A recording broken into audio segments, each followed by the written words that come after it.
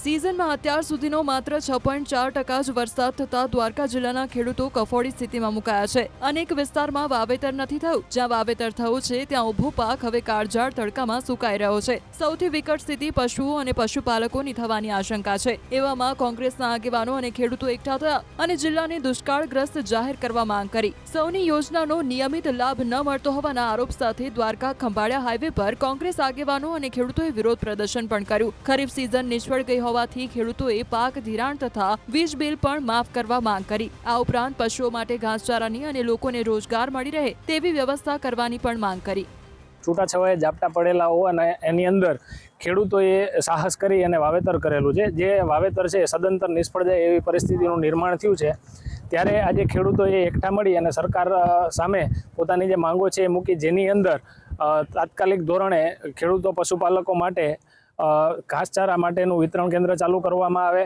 સાથે સાથે સૌની યોજનાની અંદર અમારા દ્વારકા જિલ્લાના જે ડેમો છે, સાની, શેડા પાળથરી, પછી સોરઠી, એવા તમામ જે ડેમો છે એની અંદર સૌની યોજનાનું પાણી છોડી અને ખેડૂતોને પિયતનું અને માણસોને અને પશુપાલકોને પીવા માટેનું પાણી છે એ પૂરું કરવામાં આવે એવી વિનંતી કરી। સાથે જ ખેડૂતોએ આ વર્ષનું જે ચાલુ વર્ષનું પાક ધિરાણ છે એ માફ કરવામાં આવે એવી પણ વિનંતી કરી છે। અને એ માંગોને લઈ અને આગામી કાર્યક્રમો નક્કી કરવા માટે આજે દ્વારકા જિલ્લાના ખેડૂતો છે, ખેડૂતોએ મોંઘા ભાવના બિયારણો ખાતર નાખીને જે મોલાત વાવી હતી એ ક્યાંક ને ક્યાંક મુરઝાતી હોય, ત્યારે કુદરત રૂઠો હોય એમ અત્યારે પણ સરકાર પણ રૂઠેલી હોય અને પોતાના મેન્યુઅલ એટલે કે 28 દિવસનો જે ગાળો છે 2 વરસાદ વચ્ચેનો એ અત્યારે અહીંયા દેવભૂમિ દ્વારકા જિલ્લામાં પૂર્ણ થઈ ગયેલો હોય, ત્યારે એ જે સરકારની જાહેરાત છે અને સરકારના જે નીતિ નિયમો છે એને અનુસરીને સરકાર છે દેવભૂમિ દ્વારકા જિલ્લાને દુષ્કાળગ્રસ્ત જાહેર કરે, ખેડૂતોના વીજ બિલ માફ કરે, ખેડૂતોના ધિરાણ માફ કરે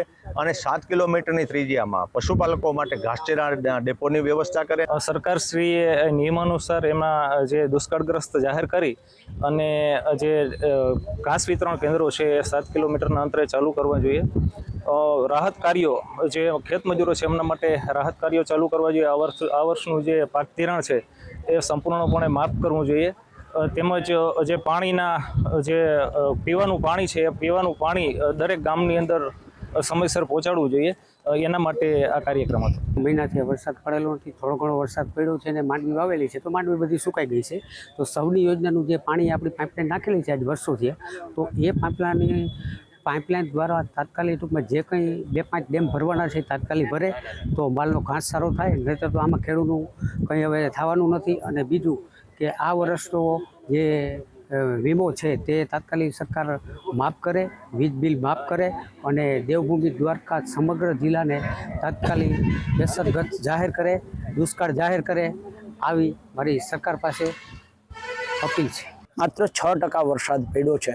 રાજ્ય સરકારના 2020-21માં જે મુખ્યમંત્રી કિસાન સહાય યોજના બનાવીને એનો જે પરિપત્ર છે એ મુજબ સતત 4 અઠવાડિયા વરસાદ ન પડે તો એ વિસ્તારને દુષ્કાળગ્રસ્ત જાહેર કરવો જોઈએ।